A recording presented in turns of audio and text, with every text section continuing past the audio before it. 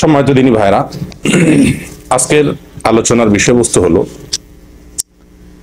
সালাতের বা নামাজের সবচেয়ে বড়, সবচেয়ে কমন ত্রুটি ভুল কোনটা, এই বিষয়ে। যে ভুলটা সালাতের সবচেয়ে বড় ভুল, যে বিষয়টা সালাতের সবচাইতে কমন ভুল, গণহারে কমবেশ সকলেই এই ভুলে আক্রান্ত আমরা, সেই ভুলটা কি? সালাতের সবচেয়ে বড় সমস্যাটা কোন জায়গায়, সেটার বিষয়ে আমরা আলোচনা করার চেষ্টা করবো আজকে ইনশাআল্লাহ বিদিল্লাহ ওয়া মা তৌফিক ইল্লা বিল্লাহ। প্রথম কথা হলো, মুমিনের জীবনের সবচেয়ে গুরুত্বপূর্ণ কাজ হলো সালাহ। মুমিনের জীবনের সবচেয়ে গুরুত্বপূর্ণ কাজ হলো কি? সালাহ, নামাজ। এর চাইতে গুরুত্বপূর্ণ কোনো কাজ ইমানের পরে আর ইমানদারের জন্য নাই।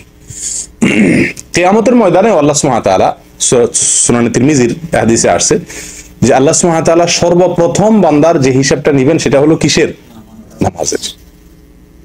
নামাজের সবচেয়ে গুরুত্বপূর্ণ বিষয়ের হিসাব সবকিছুর আগে নেওয়া হয়। কবরে তো আলমে বারজাখে প্রথমেই ইমানের পরীক্ষা হয়ে যাবে, সবচেয়ে গুরুত্বপূর্ণ বিষয় ইমান।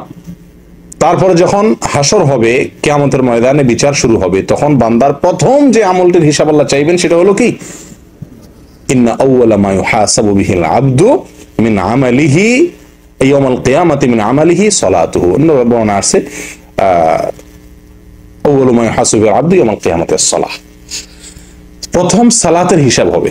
সালাত যার ঠিকঠাক মতো হয়ে যাবে, তেমন কোনো ভুল ত্রুটি সমস্যা ধরা পড়বে না, সে ব্যক্তি সম্পর্কে নবী সাল্লাল্লাহু আলাইহি ওয়াসাল্লাম বলেছেন ফাইন সালুহাত ফাকাদ আফলাহা ওয়া আনজাহ। যার নামাজের হিসাব মোটামুটি ঠিকঠাক হয়ে গেছে, প্রথম পরীক্ষা পাশ করে গেছে, সে সফল হয়ে গেল, তার অন্যগুলাতে আর খুব বেশি ঠেকবে না, বাঁধবে না। আর ওয়া ইন ফাসাদাত ফাকাদ খাবা ওয়া খাসির। যদি নামাজের হিসাবে কেউ গড়বড় দেখা যায়, কম পড়ছে, ঠিক মতো পড়ে নাই, উল্টা পাল্টা দেখা যায়, এই পরীক্ষা যদি কেউ ফেল করে, তাহলে ফাকাদ খাবা ওয়া খাসির, তাহলে সে ধরা খেয়ে গেল, ব্যাস। কারণ এরপরে অন্য সবগুলাই কি হবে? কঠিন হবে। যারা পরীক্ষক খাতা দেখেন, তারা ছাত্রদের খাতা দেখার সময় প্রথম যে খাতাগুলো দেখেন, অথবা খাতার প্রথম যে উত্তরগুলো, অ্যান্সারগুলো 1, 2 শুরুতে যেগুলো থাকে, এগুলো যত কড়াকড়ি করে দেখেন, এর পরের গুলো এতটা কড়াকড়ি করে দেখেন না। আল্লাহ সুবহানাহু ওয়া তাআলা সেরকম। প্রিয় দিনী ভাইরা, এই হলো সালাত সবচেয়ে গুরুত্বপূর্ণ বিষয়, এবং এটা ঠিকঠাক হয়ে গেলে অন্য সবকিছু সহজ হবে, এটুকু আমরা বুঝলাম। কোরআনে আল্লাহ সুবহানাহু ওয়া তাআলা সালাত এর বিষয়ে অনেকগুলো জায়গাতে আলোচনা করেছেন। এর ভিতরে এক জায়গায় আল্লাহ সুবহানাহু ওয়া তাআলা বলেন, ইমানদাররা সফল হবে ওই ইমানদাররা যারা তাদের সালাতে খুশু অবলম্বন করে। খুশু কি, তার ব্যাখ্যা আমরা পরে আসছি। অন্য আয়াতে আল্লাহ সুবহানাহু ওয়া তাআলা সূরা বাকারার মধ্যে আল্লাহ বলেন, হাফিজু আলাস সালাওয়াতি ওয়াস সালাতিল উসতা ওয়া কুমু লিল্লাহি কানিতিন। তোমরা সমস্ত সালাতগুলোর হেফাজত করো, রক্ষণাবেক্ষণ করো, যথাযথভাবে সালাতগুলো আদায় করো।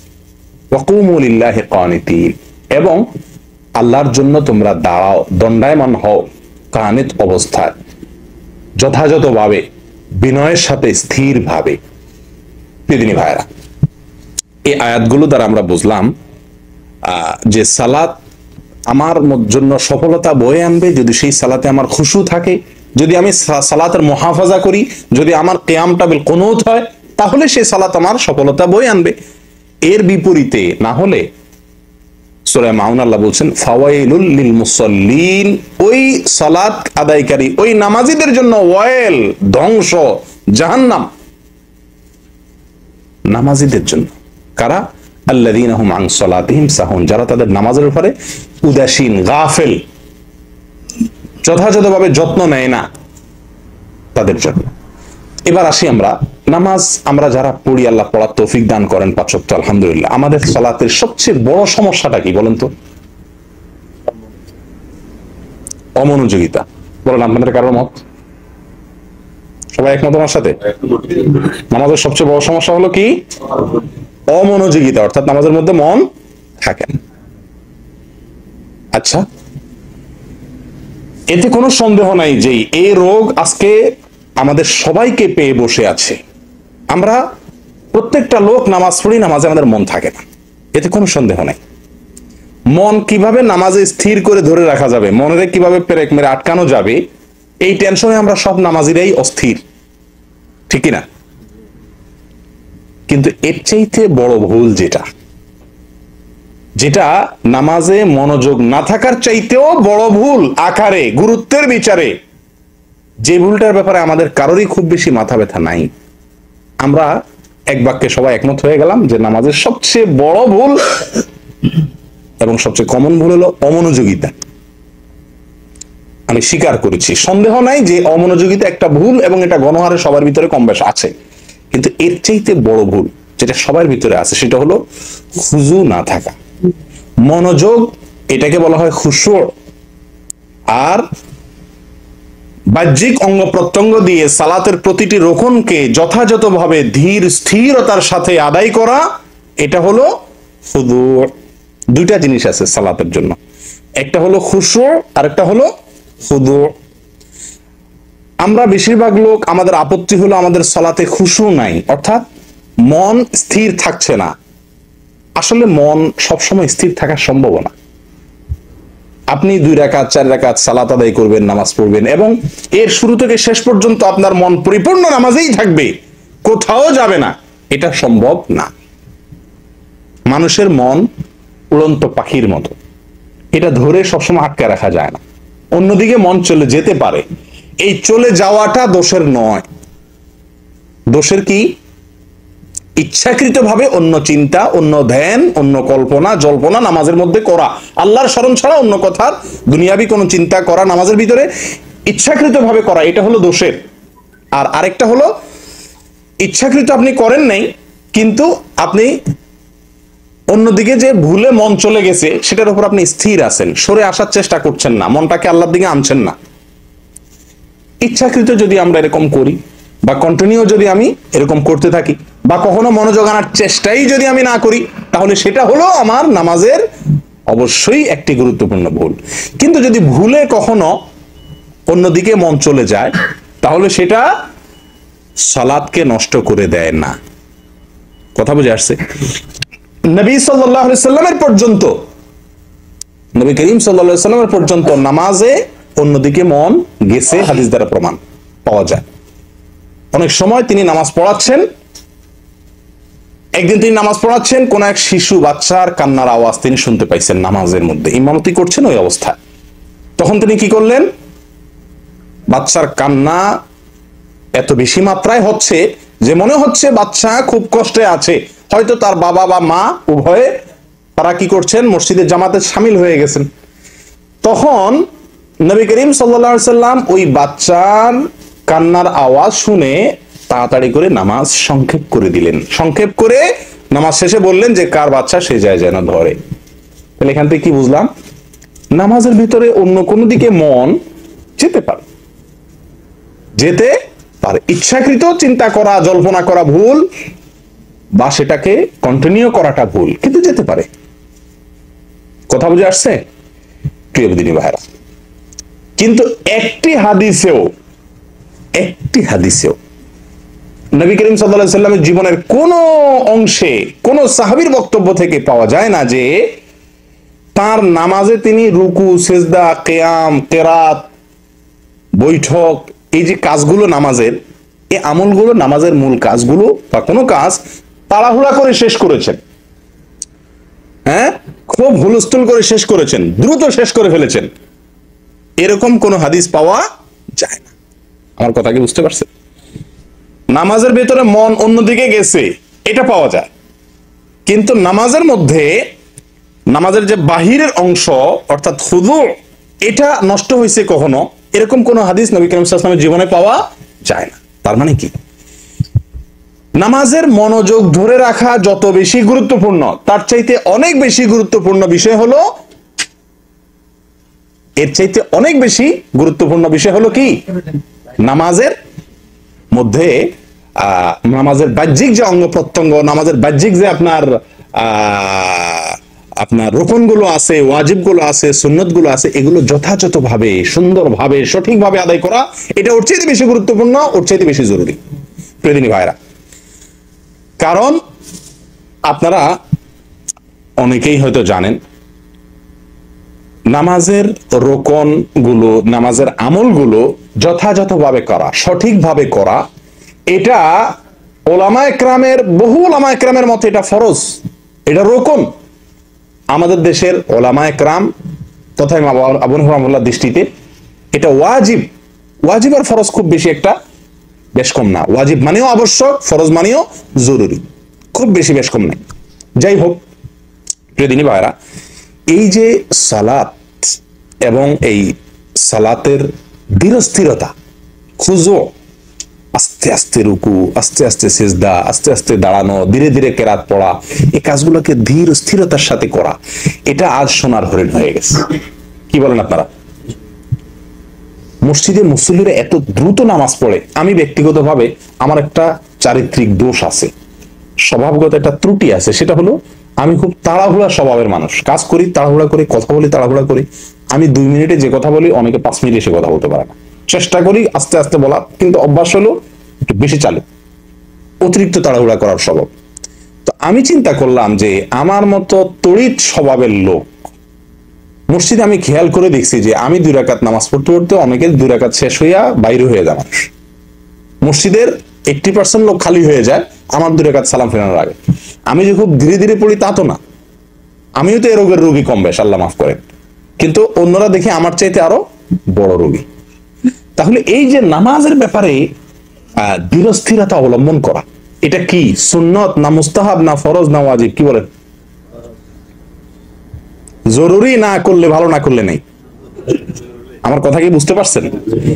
দুইটা জিনিস, একটা হলো আপনারা একটা আপত্তি তুলছেন এবং সারা দুনিয়ার নামাজি ভাইদের একটা আপত্তি, সারা পুরুষ মহিলা বড় ছোট বৃদ্ধ যুবক সবার একটাই অভিযোগ নামাজ সম্পর্কে সবচেয়ে গণহারে, সেটা হলো যে ভাই নামাজে মনোযোগ থাকে না, ধ্যান থাকে না। আমরা এটা নিয়ে সবচেয়ে বেশি টেনশন করি। অথচ নামাজে মনোযোগ যদি কোনো দিকে চলে যায়, পৃথিবীর কোনো আলেমের মতে নামাজ হবে না এরকম না। হ্যাঁ, আপনার মোটেই মন নাই, নিয়তি নামাজের দিকে নাই, অন্য কোনো ধান্দা, সেটা ভিন্ন কথা। কিন্তু নামাজের মধ্যে অন্য কোনো দিকে হঠাৎ করে মন চলে গেছে, অন্য কথা মাথায় চলে আসছে, আপনি আবার ফিরে নামাজের দিকে মনকে নিয়ে আসছেন, আপনার নামাজ হবে না, এরকম কোনো কথা পৃথিবীর কোনো আলেম বলেন না। কিন্তু আপনার রুকুটা ঠিক মতো হয় নাই, আপনার সেজদাটা ঠিক মতো হয় নাই, সেজদা থেকে উঠাটা ঠিক মতো হয় নাই, রুকু থেকে দাঁড়ানোটা ঠিক মতো হয় নাই, সারা দুনিয়ার ওলামাদের মতে আপনার সালাত হয় নাই। আমি বুঝাতে পারছি?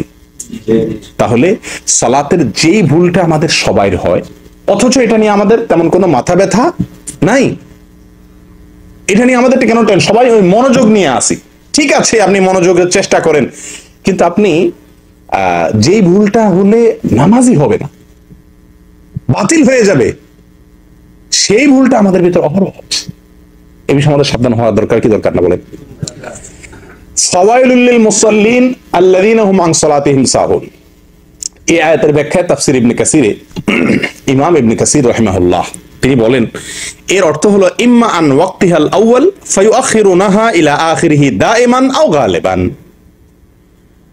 ওয়া ইম্মা আন আদাইহা বিআরকানিহা ওয়া শুরুতিহা আলাল ওয়াজহিল মা'মুরি বিহি। অর্থাৎ আল্লাহ বলছেন ওই সকল নামাজীদের জন্য ওয়াইল, বেনামাজি না। বেনামাজি তো হিসাবের খাতাই নাই, আল্লাহ মাফ করতে ঠিকানাই জাহান্নাম, ইল্লা মান রাহিমা রাব্বি।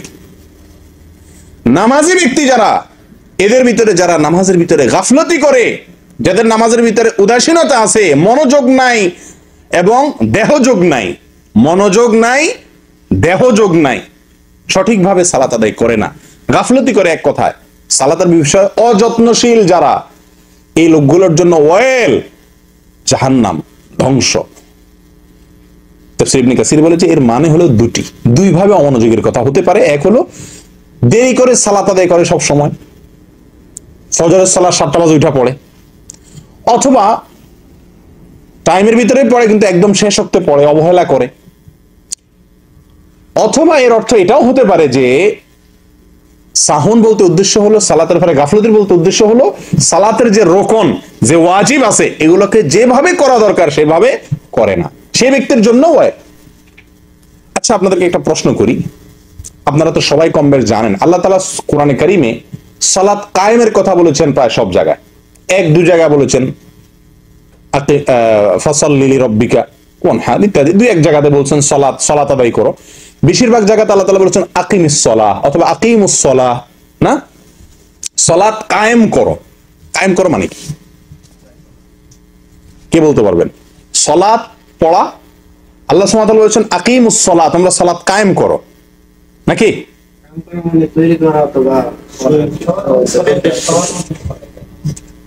সমাজের মধ্যে ছড়ায়া দেওয়া, একটা ব্যাখ্যা পেলাম। আর কোন ব্যাখ্যা? কায়েম করো মানে কি? সালাত কায়েম করো মানে কি?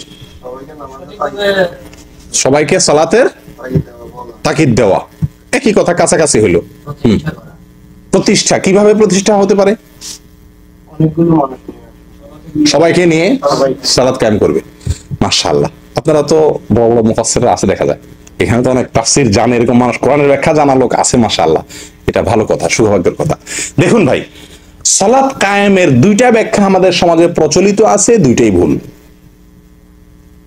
এর একটা হলো, অনেকে মনে করেন সালাত কায়েম করা বলতে যেটা ভাই বলছেন যে সবাইকে নিয়ে ডেকে ঢুকে সালাত পড়তে হবে, একা একা না। এটা কায়েমের একটা অংশ, ঠিক আছে, এটা কায়েমের মূল ব্যাখ্যা না। আবার অনেকে বলেন সালাত কায়েম বলতে অর্ডার দিয়ে সামাজিকভাবে, রাষ্ট্রীয়ভাবে এটাকে প্রতিষ্ঠা করতে হবে, শুধু একা একা পড়লে হবে। এটাও ভুল। ভুল বলতে এটা কায়েমের একটা পার্ট, একটা অংশ। কায়েম বলতে এই ব্যাখ্যা কোন তাফসিরের কিতাবে আসেনি। তাফসিরে বাইদাবী পৃথিবীর কোরআনের ব্যাখ্যার নামকরা তাফসির কিতাবগুলোর ভিতরে একটা, যেটা ওলামায়ে কেরাম বুঝেন বেশিরভাগ। কোরআনের নিগুড় অনেক তত্ত্ব সেখানে তুলে ধরা হয়েছে। সেখানে একেবারে সূরা বাকারার প্রথম দিকে আল্লাহ সুবহানাহু ওয়া তাআলা যে বলেছেন যে কোরআন কাদের জন্য হেদায়েত দিবে, আল্লাযীনা ইয়ুকিমুনাস সালাহ, এই আয়াতের ব্যাখ্যা তাফসীরে বাইদাবীতে ইকামাতুস সালাহ বা সালাত কায়েমের ৬-৭টা ব্যাখ্যা উল্লেখ করেছেন। ৬-৭টা ব্যাখ্যা। এই যে ৬-৭টা ব্যাখ্যা উল্লেখ করেছেন, বিশ্বাস করবেন তার সবগুলো ব্যাখ্যার খোলাসা কথা প্রায় একই। সেটা কি? সালাত কায়েম করা বলতে উদ্দেশ্য হলো আদাউহা বিহুকুকিহা, সালাতের সমস্ত হক আদায় করে সালাত আদায় করা। সকল হক সালাতের যেটা যেভাবে হওয়া দরকার ঠিক সেটাকে, রুকুটা যেমন হওয়া উচিত, সেজদাটা যেমন হওয়ার কথা, দাঁড়ানোটা নবী সাল্লাল্লাহু আলাইহি সাল্লাম যেভাবে দাঁড়িয়েছেন, দাঁড়াতে বলেছেন সেভাবে, এভাবে প্রত্যেকটা গুরুত্বপূর্ণ রুকুন, ওয়াজিব, এগুলো সব যেভাবে হওয়া দরকার সেভাবে আদায় করা, এটাই হলো ইকামাতুস সালাহ, এটাই হলো সালাত কায়েম করা। কথা বুঝতে পারছেন? সালাত কায়েম করা বলতে যেভাবে সালাত পড়া দরকার সেভাবে পড়া। আমি কি বুঝাতে পারছি? কিন্তু দুঃখজনক যে আমরা এই সালাত কায়েমের অর্থ কিন্তু অনেকে জানি না। অনেকে সালাত পড়ি, আল্লাহ বলছেন সালাত কায়েম করতে, এটাও জানি, কিন্তু সালাত কায়েম করার যে অর্থ এটা আমরা অনেকেই জানি না। কি বলেন? আপনারা তো অনেকে মনে আজকে শুনছেন, কি বলেন না? সালাত কায়েম করা বলতে কি বলেন? সালাত কায়েম করা বলতে কি, কাকে বোঝায়? সালাত কায়েম করা মানে কি? সালাতকে যথাযথভাবে যেইভাবে পড়া দরকার সেইভাবে পড়া, সবগুলো অঙ্গ প্রত্যঙ্গ, সালাতের প্রতিটি পার্ট, অংশ যথাযোগ্যভাবে যেরকম ভাবে করা উচিত, কোরআন হাদিসে যেভাবে বলতে করতে বলা হয়েছে সেইভাবে করা, এটা হলো সালাত কায়েম করা। কথা বুঝে আসছে?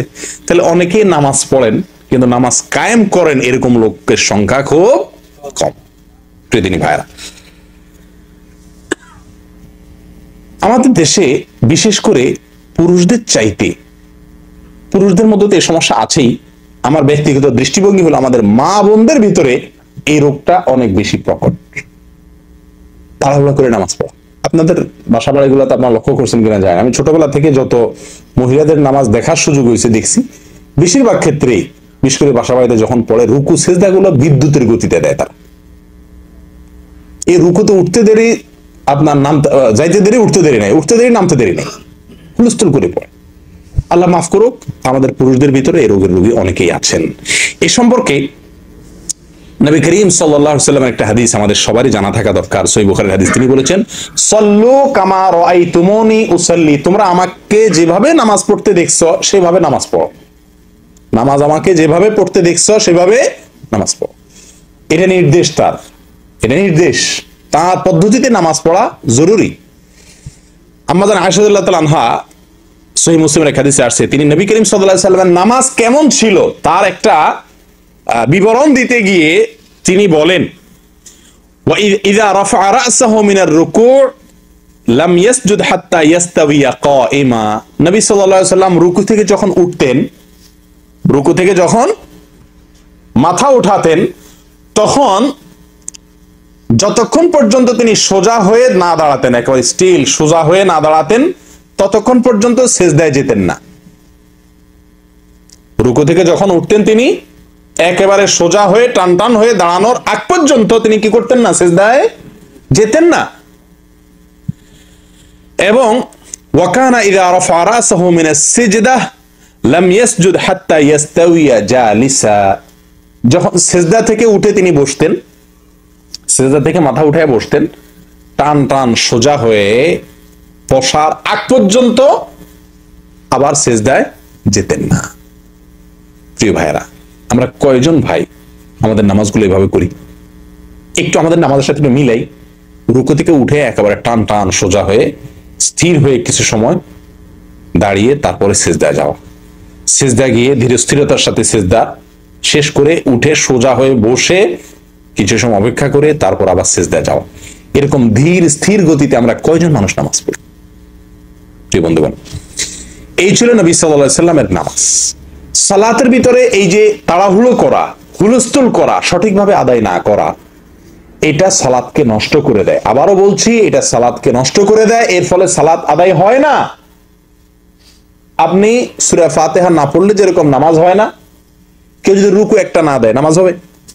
সেজদা না দিলে একটা নামাজ হবে? 4 রাকাতের নামাজ 3 রাকাত পড়লে হবে? ঠিক একই ভাবে কেউ সব ঠিক করছে, 4 রাকাতই পড়ছে, রুকু একটাই দিছে, সেজদা 2টাই দিছে, সূরা ফাতিহাও পড়ছে, সবই ঠিক আছে তার, কিন্তু লোকটা রুকু সেজদা উঠা বসা প্রত্যেকটা আমলে তাড়াহুড়ো করছে।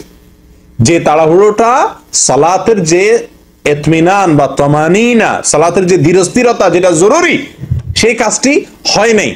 কি বলেন, এই লোকটা সালাত হইছে না হয় নাই? হবে না, কারণ সে সালাতের জরুরি একটি আমল ছেড়ে দিছে, তামানিনা, ধীরস্থিরতা। প্রিয় বন্ধুগণ, এই সম্পর্কে মৌলিক 2টি হাদিস আছে যেটি আমাদের অনেকেরই আশা করতে পারি আমরা হয়তো আগে শুনছি, আবারও নতুন করে শুনলে হয়তো আমাদের বিবেকগুলোকে নতুন করে ভাবতে সাহায্য করবে। মৌলিকভাবে 2টি হাদিস, এর ভিতরে একটি হাদিস হলো মুসনাদে আহমদের এবং আরো অন্য হাদিসের কিতাবে আসছে। আবু কাতাদা রাদিয়াল্লাহু তাআলা আনহু বলেছেন, নবী করিম সাল্লাল্লাহু আলাইহি ওয়াসাল্লাম ইরশাদ করেছেন, আসওয়া আন-নাস সারিকাতান আল্লাযী ইয়াসরিকু মিন সালাতিহি। মানুষের মধ্যে সবচেয়ে নিকৃষ্ট চোর ওই ব্যক্তি যে ব্যক্তি তার নামাজে চুরি করে, নামাজ চুরি করে যে ব্যক্তি। আপনারা তো জীবনে বহু চোরের কথা শুনছেন, টাকা চোর, পয়সা চোর, স্বর্ণ চোর, গরু চোর, হাঁস চোর, মুরগি চোর, যত রকমের চোরের কথা শুনছেন দুনিয়াতে। এর ভিতরে সবচাইতে নিকৃষ্টতম চোর, নবী সাল্লাল্লাহু আলাইহি ওয়াসাল্লাম ভাষা সবচাইতে খারাপ চোর, চোরদের মধ্যে সবচেয়ে খারাপ চোর, গরু চোরের চাইতেও খারাপ কে? যে নামাজে চুরি করে। সাহাবীগণ জিজ্ঞাসা করলেন, ক্বালু ইয়া রাসূলুল্লাহ ওয়া কাইফা ইয়াসরিকু মিন সালাতি। মানুষ কিভাবে তার নামাজে চুরি করে? নামাজ চুরি কিভাবে করে? নামাজ চুরি করার জিনিস নাকি? টাকা পয়সা চুরি, স্বর্ণ চুরি, গরু চুরি, হাঁস চুরি, মুরগি চুরি, এগুলো তো বুঝে আসে, নিয়ে গেল। নামাজের চুরি কিভাবে জিজ্ঞাসা করা হলো। নবী সাল্লাল্লাহু আলাইহি ওয়াসাল্লাম বলেন, নামাজের চুরি হলো লা ইয়াতিম্মু রুকুআহা ওয়ালা সুজুদাহা। নামাজের চুরি হলো রুকু ঠিক মতো করে না, সেজদা ঠিক মতো করে না, এটা হলো নামাজের চুরি। অন্য বর্ণনা আসছে, অথবা রাবী বলেন সন্দেহ করতেছেন, অথবা তিনি বলেছেন লা ইউকিমু সুলবাহু মিনার রুকুই ওয়াস সুজুদি। রুকু থেকে উঠে, সেজদা থেকে উঠে পিঠ সোজা করে দাঁড়ায় না, বসে না, এটা হলো নামাজের চুরি। প্রিয় বন্ধুগণ, এই হাদিস থেকে কি বুঝলাম? চুরি একটা খারাপ কাজ, একটা হারাম কাজ। চুরির ভিতরে আবার সবচেয়ে খারাপ চুরি বানাইছেন নবী করিম সাল্লাল্লাহু আলাইহি ওয়াসাল্লাম, সবচেয়ে খারাপ চুরি বলে অভিহিত করেছেন যে ব্যক্তি নামাজের মধ্যে রুকু সিজদা ঠিক মতো করে না, ওই ব্যক্তিকে সবচেয়ে খারাপ চোর বলা হয়েছে তাকে। প্রিয় বন্ধুগণ, তাহলে আমরা মোটামুটি বহু লোকই মনে হয় এই চোরের খাতা নাম উঠে যাবে এই কারণে। কি বলেন? আপনি হাঁস চুরি করেন না, মুরগি চুরি করেন না, ডিম চুরি করেন না, চাল চুরি করেন না, গম চুরি করেন না, ধান চুরি করেন না, পয়সা চুরি করেন না, মাশাআল্লাহ আপনি কোনো কিছুই চুরি করেন না, আলহামদুলিল্লাহ আপনার একটা ভালো চরিত্র আছে, কিন্তু আপনি বড় চোর। কোনো কিছু চুরি না করেও বড় চোরের খাতায় আপনার নাম লেখা আছে, কারণ আপনি রুকু ঠিক মতো করছেন না, সিজদা ঠিক মতো করছেন না। কি বলেন ভাই? জিনিসটা ভাবার বিষয় কিনা, চিন্তা করার কিনা? গণহারে মসজিদগুলোতে মানুষ দেখবেন বিদ্যুতের গতিতে নামাজ পড়ে, বিদ্যুতের গতিতে এক রাকাত নামাজ পড়তে 1 মিনিট টাইমও লাগে না, 60 সেকেন্ড টাইমও লাগে না। অথচ সহিভাবে যথাযথভাবে যদি আপনি নামাজ আদায় করতে চান, 1 রাকাত নামাজে একেবারে না হইলেও তো 1.5 মিনিট সময় লাগার কথা, সেখানে 1 মিনিটও লাগে না, 1-1.5 মিনিটে 2 রাকাত শেষ। এরকম হয় কি হয় না?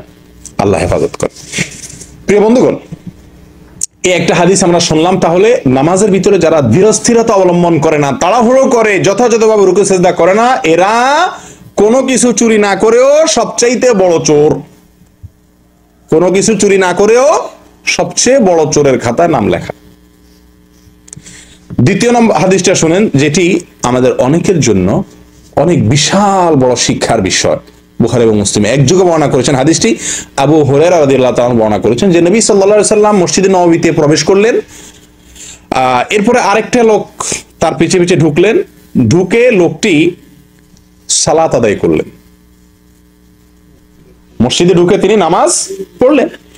নামাজ পড়ার পরে তিনি নবী করিম সাল্লাল্লাহু আলাইহি সাল্লামের কাছে আসছেন, এসে সালাম দিলেন। সালাম দিলেন নবী করিম সাল্লাল্লাহু আলাইহি সাল্লাম সালামের জবাব দিলেন। জবাব দিয়ে এরপরে তাকে বললেন, ইরজি' ফাসাল্লি ফাইন্নাকা লাম তুসাল্লি। সালামের জবাব দিয়ে বললেন, ইরজি' ফাসাল্লি ফাইন্নাকা লাম তুসাল্লি, যাও তুমি আবার নামাজ পড়ো, কারণ তুমি নামাজ পড়ো নাই। এতক্ষণ যা করছো এটা নামাজ পড়া বলে না, এটাকে নামাজ হয়ই নেই, তোমার নামাজ হয়ই নেই, না পড়ার মতো। তুমি নামাজ পড়ো নাই এটা বলেন না যে তোমার নামাজ পুরোপুরি সঠিক হয় নাই, কিছু হয়েছে এরকম না। বলছেন যে ফাইন্নাকা লাম তুসাল্লি, তুমি নামাজ পড়োই নেই, এটা নামাজই না, আবার পড়ো। লোকটা চলে গেছে, যে আবার পড়লেন, পড়ে এসে আবার সালাম দিলেন, আসসালামু আলাইকুম। নবী সাল্লাল্লাহু আলাইহি ওয়াসাল্লাম জবাব দিলেন, ওয়ালাইকুম আসসালাম। এরপরে তিনি বললেন যে আবারও একই কথা বললেন, ইরজি' ফাসাল্লি ফাইন্নাকা লাম তুসাল্লি, যাও আবার নামাজ পড়ো, কারণ তুমি নামাজ পড়ো নাই। রাসূল নামাজ পড়ছে, এটাকে নামাজই বলছেন না নবী সাল্লাল্লাহু আলাইহি ওয়াসাল্লাম। সারা জীবন পড়ছি এরকম নামাজ আমরা অনেকে। ওই লোকটা আবার চলে গেলেন, আবার পড়ে আসলেন, 3 বার তিনি নামাজ পড়লেন, 3 বার তাকে নবী সাল্লাল্লাহু আলাইহি ওয়াসাল্লাম নামাজ পড়ালেন। লোকটা এবার 3 নম্বর বার পড়ে শেষ করে এসে সালাম দেওয়ার পরে যখন নবী করিম সাল্লাল্লাহু আলাইহি ওয়াসাল্লাম তাকে একই কথা বললেন, তখন লোকটা বললেন, ওয়াল্লাযী বা'আসাকা বিল হক, হে রাসূল, যে আল্লাহ আপনাকে সত্য নিয়ে পাঠিয়েছেন, দুনিয়াতে নবী হিসেবে পাঠিয়েছেন, তার নামে শপথ করছি, মা উহসিনু গায়রা হাযা, আমি এর চাইতে ভালো আর নামাজ তো জানি না ইয়া রাসূলুল্লাহ, ফাআল্লিমনি, তো আমাকে শিক্ষা দিন কিভাবে নামাজ পড়ব। নবী করিম সাল্লাল্লাহু আলাইহি ওয়াসাল্লাম তখন তাকে নামাজ শিখালেন। কিভাবে শিখালেন দেখেন, তিনি বলছেন যে ইযা কুমতা ইলা সলাতি ফাকাব্বির, যখন তুমি নামাজ পড়তে দাঁড়াবে প্রথমে আল্লাহু আকবার বলে তাকবীর বলো, সুম্মা ক্রা মা তায়াসসারা মাআকা মিনাল কুরআন, এরপরে কোরআনের যেটুকু পারো, 2 আয়াত 4 আয়াত 6 আয়াত 10 আয়াত 1 সূরা 2 সূরা যতটুকু সম্ভব হয়, সূরা ফাতিহার পরে অন্য সূরা তেলাওয়াত করো, সূরা ফাতিহা পড়ো, অন্য সূরার সাথে পড়ো। সুম্মার কা, এরপরে তুমি রুকুতে যাও, কেরাত শেষ করলা, এরপরে রুকুতে যাও। হাত্তা তাতমাইন্না রাকিআন, তিনি বলেন নাই রুকুতে যাও এরপরে উঠো, না, রুকুতে যাও বলে আরেকটা কথা যোগ করছেন, বোঝা গেছে এটা না হলে রুকু হবে না। কি কথা যোগ করছেন? বলছেন হাত্তা তাতমাইন্না রাকিআন, যতক্ষণ পর্যন্ত রুকুতে গিয়ে স্থির না হও, রানিয়ে না, রুকুতে গেলা, রুকুতে যায় স্থির না হও, ততক্ষণ পর্যন্ত তুমি রুকু করতে হবে। গেলাম আর উঠে গেলাম হলো না, যে আমাকে স্থির হয়ে অপেক্ষা করতে হবে। ফুকাহা একরাম বলেন কমপক্ষে একবার সুবহান রাব্বিয়াল আযীম বা সুবহানাল্লাহ স্বাভাবিকভাবে ভালোভাবে পড়ার মতো সময় কমপক্ষে থাকতে হবে। কথা বুঝে আসছে?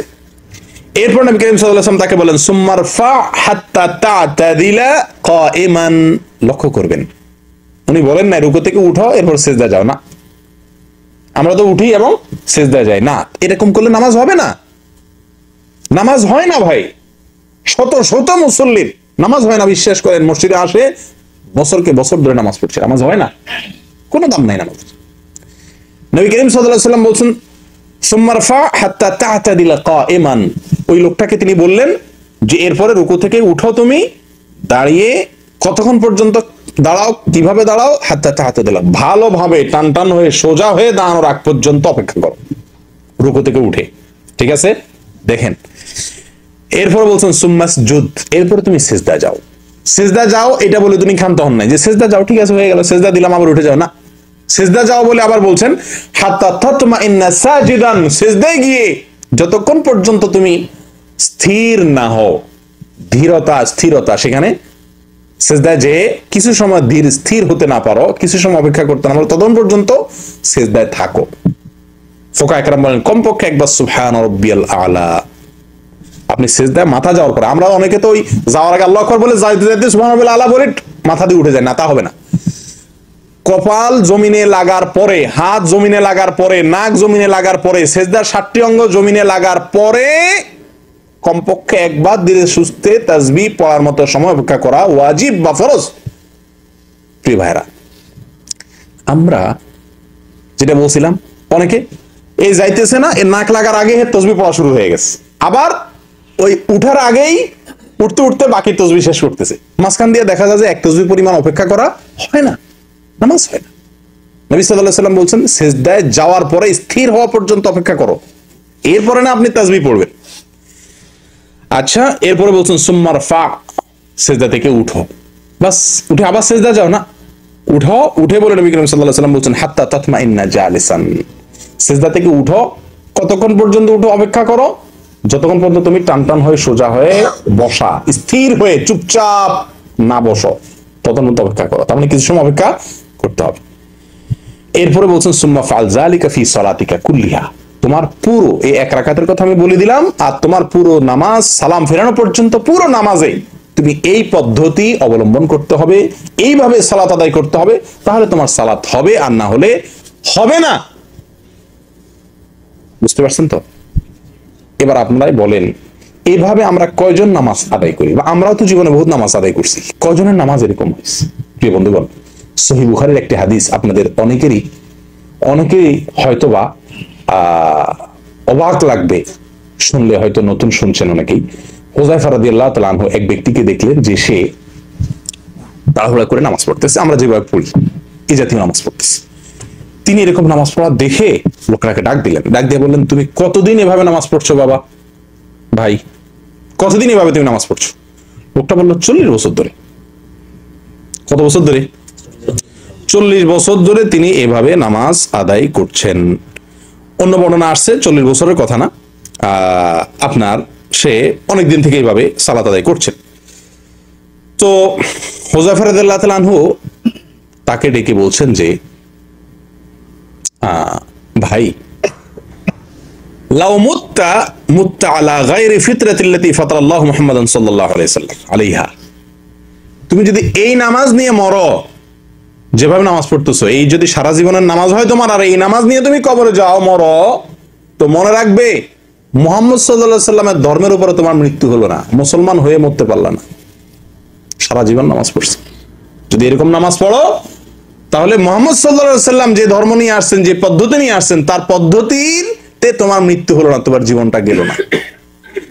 প্রিয় বন্ধুগণ, কত বড় চিন্তার কথা, কত বড় টেনশনের কথা। কি নামাজ পড়ছি? হ্যাঁ, কি নামাজ পড়ছি? সবাই মনোযোগ নিয়ে আস, সবাই ধ্যান নিয়ে আস, কিন্তু সালাতের বাহির ঠিক নাই। একটা কথা মনে রাখা দরকার আমাদের, এটা ঠিক যে অন্তর হলো রাজধানী দেহের, মন যদি কোনো দিকে থাকে তার অঙ্গ প্রত্যঙ্গ সব ঠিক হয়ে যায়, ঠিক আছে কিনা? হাদিসে আসছে নবী করিম সাল্লাল্লাহু আলাইহি ওয়াসাল্লাম বলেছেন আলা ইন্না ফিল জাসাদি মুদগা লা মুদগা ইযা সালাহাত সালাহাল জাসাদু কুল্লু ওয়া ইযা ফাসাদাত ফাসাদাল জাসাদু কুল্লু আলা ওয়া হিয়াল কলব। শরীরের একটা অঙ্গ আছে যেটা ঠিক থাকলে সব ঠিক হয়ে যায়, সেটা হলো অন্তর। অতএব অন্তর ঠিক হয়ে গেলে সব ঠিক হয়ে যায়। এজন্য আমরা সবসময় চেষ্টা করি আগে মনোযোগটা ঠিক করতে, মনোযোগ ঠিক করলে মনে করি বাকি সব ঠিক হয়ে যাবে। কিন্তু ভাই কখন এর উল্টোও হয়, এটা হলো বেসিক, এটা হলো মূল কথা। কখনো কখনো এর উল্টা প্রভাবও দেখা যায়, অর্থাৎ বাহিরের অঙ্গ প্রত্যঙ্গের প্রভাব অন্তরে গিয়ে পড়ে, হয় না এরকম? আপনি যদি আঘাত পান হাতে, ব্যথা পান পায়ে, মাথায়, অন্তরে ব্যথা অনুভব হবে কিনা, দুঃখ অনুভব হবে কিনা? বাহিরের প্রভাব অনেক সময় ভেতরে পড়ে। আমি আমার ব্যক্তিগত জীবনের একটি পরীক্ষা অভিজ্ঞতা থেকে আমি আপনাদেরকে বলছি এবং অনুরোধ করছি, আহ্বান জানাচ্ছি, যারা নামাজে মনোযোগ ধরে রাখতে পারেন না, যাদের নামাজের ধ্যান থাকে না, অন্যদিকে মন চলে যায়, আল্লাহর কথা মনে আসেই না, নামাজের কথা মনেই থাকে না, অন্য কথা চলে যায়। আল্লাহর কসম, আমি নিজে পরীক্ষিত আমার নিজের জন্য, আপনাদেরকে আমি আহ্বান করছি, এটা আপনারা পরীক্ষা করে দেখুন। আপনি যদি নামাজের আরকান, আহকাম, উঠা বসা, রুকু সিজদা এগুলাতে ধীরস্থিরতা অবলম্বন করেন, খুব ধীরে ধীরে করা যে জরুরি, এই হাদিসগুলোকে মাথায় রেখে আপনি এভাবে ধীরস্থিরতার সাথে আপনি নামাজ আদায় করেন, ইনশাআল্লাহ আপনার নামাজে মনোযোগ আসবে। আপনি 2 রাকাত নামাজ পড়ে দেখেন, পরীক্ষামূলক 2 রাকাত নফল নামাজ পড়ে দেখেন, বা কালকে ফজর নামাজ ইনশাআল্লাহ পড়ে দেখেন, যে খুব ধীরস্থিরতাতে হাত বেঁধে একেবারে আস্তে আস্তে সূরা ফাতিহা পড়লেন, হ্যাঁ, এরপর আপনার অন্য সূরা মিলালেন, খুব ধীরস্থিরতা, হুলস্থুল করবেন না, মাথা রাখবেন, হুলস্থুল করলে নামাজ হবে না, সেটা মাথায় রেখে খুব আস্তে আস্তে পড়লেন। সূরা ফাতিহা শেষ না করতে করতে ওয়ালা দাল্লিন আমিন কইয়া ওই কুল আউযু বিরাব্বিন নাস মালিকিন নাস ইলাহিন নাস মিন শাররিল ওয়াসওয়াসিল খান্নাস আল্লাযী ইউওয়াসওয়াসু নাস কইতে কইতে আবার রুকু চলে গেলেন না, দাঁড়ায়া নাস বলা শেষ, কিছুক্ষণ থামেন, এরপরে বলেন আল্লাহু আকবার, আস্তে আস্তে রুকুতে যান। রুকুতে যাইতে যাইতে সুবহানাল্লাহ লাজিম শুরু করেন না, রুকুতে যায় মাথাটা পিঠটা সমান করেন। আপনার যদি মাথা পুরোপুরি, পিঠ যদি পুরোপুরি না ঝুঁকে, নামাজ হবে না, হাদিসে স্পষ্ট বলা আছে। পুরোপুরি রুকুতে একদম পিঠ মাথা দুইটাকে সমান দিয়ে পুরোপুরি রুকুতে গিয়ে, এরকম অনেকে এতটুক যায় না, এতটুক না, পুরোপুরি রুকুতে যান, এরপরে শুরু করেন সুবহান রাব্বিয়াল আযীম, সুবহান রাব্বিয়াল আযীম, সুবহান রাব্বিয়াল আযীম, আমার মহান রব, মহান পালনকর্তা পবিত্র, 3 বার বলেন। এরপরে সামি আল্লাহু লিমান হামিদা আস্তে আস্তে বলে উঠে দাঁড়ান, একদম সোজা হয়ে দাঁড়ান, 2 সেকেন্ড অপেক্ষা করেন, এরপরে আল্লাহু আকবার বলে রুকুতে যান। রুকুতে গিয়ে মাথা, নাক, হাত, হাঁটু সব মাটিতে রাখার পরে এবার শুরু করেন সুবহান রাব্বিয়াল আলা। ওই যেতে যেতে শুরু করেন না, কথা বুঝতে পারছেন? আমরা চিন্তা করি যে টাইমটা নষ্ট করে লাভ কি, যেতে যেতেই শুরু করি, না, ওইটা পড়ার সময় তো সেজদার পরে, সেজদার তাসবিহ তো সেজদায় গিয়ে পড়তে হবে, রুকু তাসবিহ তো রুকুতে গিয়ে পড়তে হবে, আপনি পথে পড়লে তো হবে না। আমার কথা কি বুঝতে পারছেন? এই জন্য রুকুতে যান, সব অঙ্গগুলা, নাক, হাত, কপাল সব মাটিতে লেগে গেছে, এবার শুরু করেন সুবহান রাব্বিয়াল আলা, আস্তে আস্তে ধীরে ধীরে সুবহান রাব্বিয়াল আলা, সুবহান রাব্বিয়াল আলা 3 বার পড়ে এরপর আল্লাহু আকবার বললে সোজা হয়ে বসেন, একদম ঠান্ডা। কিছু সময় অপেক্ষা করেন, 2 সেকেন্ড, 1 সেকেন্ড, অন্তত উলামা ইকরাম বলেন, ফুকাহা ইকরাম বলেন, কমপক্ষে একবার সুবহানাল্লাহ বলার মতো সময় অপেক্ষা করেন, নামাজ হবে না। আপনি রুকু থেকে উঠে যদি সাথে সাথে যান, ওয়াল্লাহি নামাজ হবে না, এবং সারা দুনিয়া উলামাদের মতে আপনি নামাজের ওয়াজিব তরক করেছেন বা ফরজ তরক করেছেন মতান্তরে। আর রুকু থেকেও যদি একইভাবে রুকু থেকে উঠেই সাথে সাথে চলে গেলেন, নামাজ হবে না, উঠে আপনাকে সোজা হয়ে দাঁড়াতে হবে। এবার আপনারা বলেন, এইভাবে যদি 2 রাকাত সালাত আদায় করা যায়, আপনি পরীক্ষা করে দেখেন, আপনার মন নামাজে দেখবেন অন্য কোনো দিকে যাচ্ছে না। কারণ আমি আমার রুকুর ঠিক করার ধান্দায় আছি, আমি আমার সেজদা হচ্ছে কিনা সেই দিয়ে চিন্তায় আছি, তাহলে তো আমার অন্যদিকে মন যাওয়ার সুযোগই নেই। আমার কথা বুঝতে পারছেন? ইনশাআল্লাহ যদি সালাতের এই আরকান আহকাম গুলোকে, খুজুরটাকে ঠিক করেন, ইনশাআল্লাহ খুশু ঠিক হয়ে যাবে। ভাই, অন্তর মানুষের হাতে সবসময় থাকে না, মানুষ চাইলেও মনটাকে সবসময় ধরে রাখতে পারে না, কিন্তু মানুষ যেটা পারে সেটা কি, এই রুকুগুলো ঠিক মতো করতে পারে, সিজদাগুলো আমরা ঠিক মতো করতে পারি নাকি? এটা আমাদের কন্ট্রোলে কিনা? 100%। আমার অঙ্গ প্রত্যঙ্গগুলো পুরোপুরি আমার কন্ট্রোলে, অন্তরটা সবসময় আমার নিয়ন্ত্রণে থাকে না। আপনার যেটা নিজের নিয়ন্ত্রণে আছে, আপনার যেটা সাধ্যের মধ্যে আছে সেটুকু আপনি করেন, ইনশাআল্লাহ যেটা আপনার সাধ্যে নাই আল্লাহ সুবহানাহু ওয়া তাআলা সেটা ঠিক করে দিবেন। কথা বুঝে আসছে? করবেন তো ইনশাআল্লাহ? আল্লাহ আমাদেরকে তৌফিক দান করেন। প্রিয় দিনী ভাইরা, আনাস রাদিয়াল্লাহু তাআলা আনহু বর্ণনা করেন, সহিহ বুখারী মুসলিমের হাদিস, নবী সাল্লাল্লাহু আলাইহি সাল্লাম ইরশাদ করেছেন, আতিমুর রুকু ওয়াস সুজুদ, তোমরা রুকু এবং সিজদাগুলোকে ইতমাম করো, পরিপূর্ণ করো। রুকু সিজদাকে পরিপূর্ণ করো। রুকু পরিপূর্ণ করা মানে হলো ভালোভাবে পিঠ মাথা সোজা হয়, এত বেশি ঝুঁকতে হবে, হালকা ঝুঁকলে হবে না, পরিপূর্ণ ঝুঁকতে হবে, ঝুঁকেই শুধু না, ঝুঁকার পরে তাসবিহ পড়তে হবে ধীরে স্থিরতার সাথে, এরপরে উঠে সোজা হয়ে দাঁড়ায় একদম টান হয়ে সোজা দাঁড়ায় অপেক্ষা করতে হবে কিছু সময়, এরপর আপনি সিজদা যাবেন। এটা বলে রুকু ঠিক করা, সিজদাও একইভাবে। এটা করার জন্য নবী করিম সাল্লাল্লাহু আলাইহি ওয়াসাল্লাম নির্দেশ দিয়েছেন। ইবনে মাজাহ এর হাদিসে আসছে নবী সাল্লাল্লাহু আলাইহি ওয়াসাল্লাম বলেছেন, ইয়া মাশাআল মুসলিমিন, ইয়া মাশাআল মুসলিমিন, ও মুসলিমরা শুনে রাখো, লা সালাতা লিমান লা ইউকিমু সুলবাহু ফির রুকু'i ওয়াস সুজুদ। হাদিসটি সহিহ। নবী সাল্লাল্লাহু আলাইহি ওয়াসাল্লাম বলেন, ও মুসলিমরা, ও মুসলমানরা, যে ব্যক্তি নামাজের মধ্যে রুকুতে তার পিঠ সোজা না করে, পিঠ মাথা সোজা না করে, অর্থাৎ ভালো করে না ঝুঁকে, এরকম থাকলে তার সোজা হলো না। এবং সেজদায় গিয়ে যে ব্যক্তি পিঠ মাথা সোজা না করে, সঠিকভাবে রুকু এবং সেজদা না করে, ওই ব্যক্তির সালাত হয় না, নবী করিম সাল্লাল্লাহু আলাইহি ওয়াসাল্লাম বলছেন। প্রিয়দিনী ভাইরা, আবু হুরায়রা রাদিয়াল্লাহু তাআলা আনহু বলেন, আমারনি রাসূলুল্লাহ সাল্লাল্লাহু আলাইহি ওয়াসাল্লাম বিসালাস ওয়া নাহানি আন সালাস। আমাকে নবী করিম সাল্লাল্লাহু আলাইহি ওয়াসাল্লাম তিনটা কাজের ব্যাপারে বিশেষ নির্দেশ দিয়েছেন আর তিনটা কাজ থেকে বিশেষভাবে নিষেধ করেছেন। যে তিনটা কাজের জন্য বিশেষভাবে নির্দেশ দিয়েছেন তার ভিতরে একটা হলো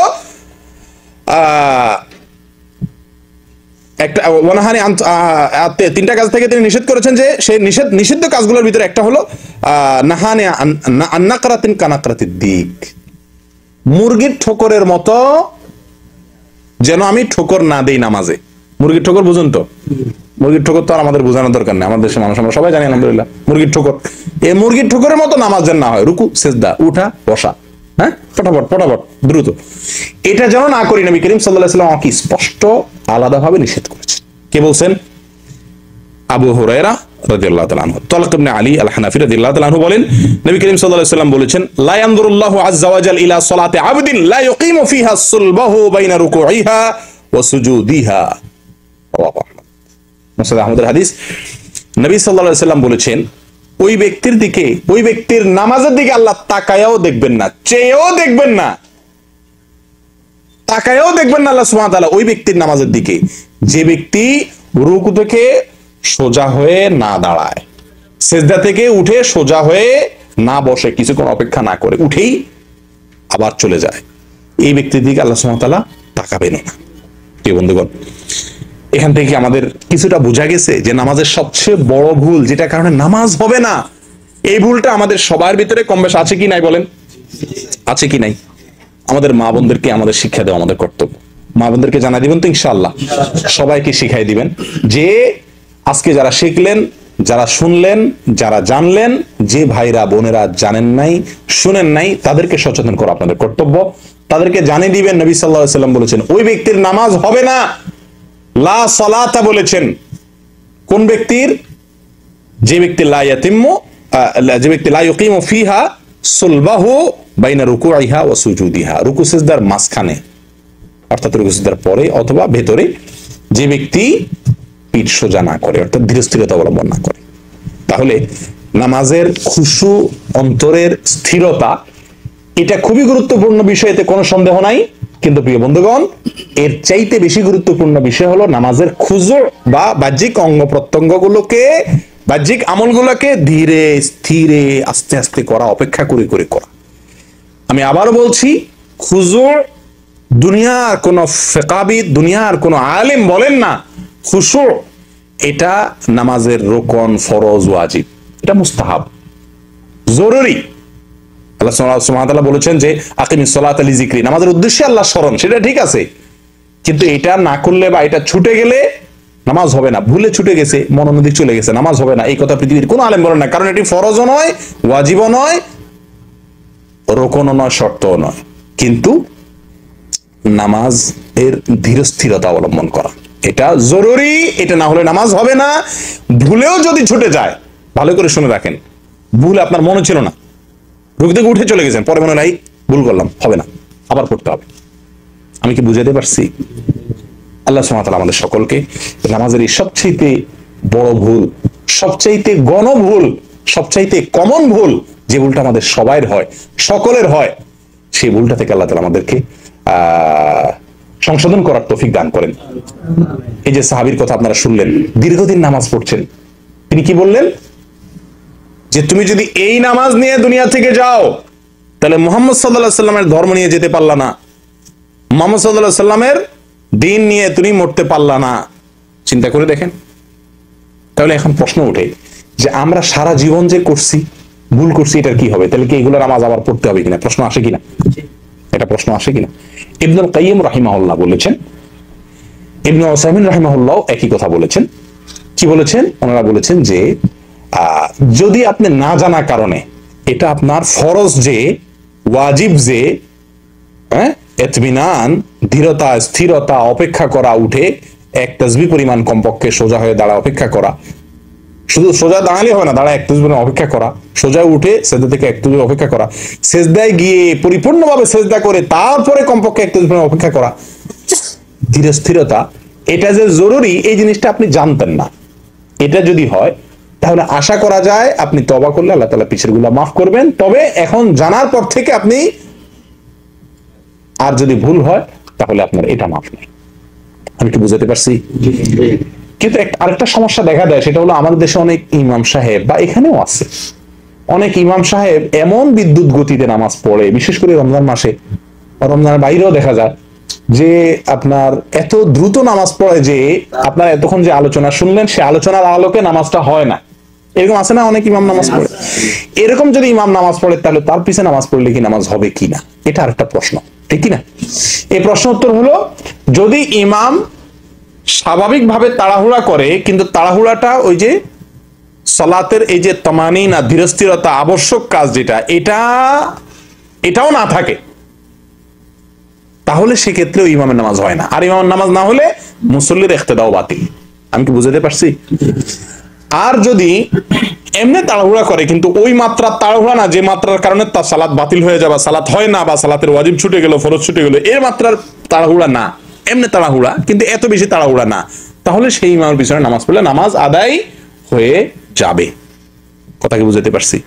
বিশেষ করে এখানে দ্বিতীয় জামাতে আপনারা যখন নামাজ পড়েন, আমিও পড়ি, আপনারা খেয়াল করছেন অনেকে নিশ্চয়ই যে দ্বিতীয় জামাতের ইমাম বা এই যে রেল স্টেশনে বা ছোট ছোট মসজিদের রাস্তাঘাটে অনেক সময় 2-4 জন মিলে জামাত করেন না, তখন দেখা যায় যে ইমাম যে এই বেচারা তো আর ওই আপনার লেখাপড়া করেন না, ইমাম থাকে না, যে আসে তখন সেই ইমাম হয়ে যায়। তো কিছু কিছু লোক পড়ে মাঝে মধ্যে এমন দ্রুত নামাজ পড়ে, আপনারা খেয়াল করছেন কিনা, যে তারা কিন্তু এই আলোচনার আলোকে তাদের নামাজ হয় না। এরকম যদি হয় তাহলে আপনার নামাজ হবে না। আমি কি বুঝতে পারছি? আল্লাহ তাআলা আমাদেরকে সংশোধনের তৌফিক দান করুন। আমি আহ্বান করব আপনাদেরকে এই মেসেজটুকু, এই বিষয়টুকু আপনারা অন্যদের কাছে পৌঁছে দিবেন, মা বোনদের কাছে পৌঁছে দিবেন, যে ধীরস্থিরতা নামাজের ভেতরে, ধীরস্থিরতা এটা নামাজের জরুরি কাজ। মনে থাকবে ইনশাআল্লাহ? নামাজের ভেতরে ধীরস্থিরতা অবলম্বন করা নামাজের জরুরি কাজ। এটা তরকারির লবণ নয়, এটা তরকারির পানি, এটা তরকারির তরকারি। তরকারি রান্না করতে লবণ যদি না দেন খাওয়ার মতো হবে না, কিন্তু পেট ভরবে, কষ্ট মষ্ট করে ঢুকে পেট ভরান যাবো নাকি? নামাজের ভিতরে মনোযোগ নাই, মন অন্যদিক গেছে, লবণ ছাড়া নামাজ হলো আর কি, নামাজটা এমন জুতের হলো না। কিন্তু যদি আপনার কি হয়, যদি আপনি নামাজের রোকনগুলা, রুকু সিজদাগুলো ঠিক মতো না করেন, তাহলে আপনার তরকারিই নেই। তরকারি না থাকলে সালান হবে কিভাবে? কথা বুঝে আসছে? এদিকটা লক্ষ্য করতে হবে। আল্লাহ তাআলা আমাদেরকে তৌফিক দান করেন।